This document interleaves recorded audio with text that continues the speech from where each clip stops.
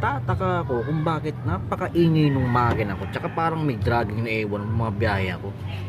Yung pala, ito palang dahilan. Anak ng kamote ka. Ayan o, ang laki na pala ng gap. Putang inang hayop na yan. Ayan o, look at the gap. Look at the fucking gap. Baga makakalas na pala yung ano ko, clutch pad ko, anak ng kamote na yan. Dahil ang luwag na pala, sobrang luwag na pala, nakangat na eh. Kitang kita na yung dalawang washer ko, dalawang nilalagay ko para sa matingin pa eh. Buti na lang hindi nakalas, sabi mo beho kunti, eh di kalas, yun lang. Pero baraw yan, kung magkato sa kalsada ka mag-hardware, magagawa. I-share ko lang for awareness din sa mga skuteros din dyan, di ba? Yan.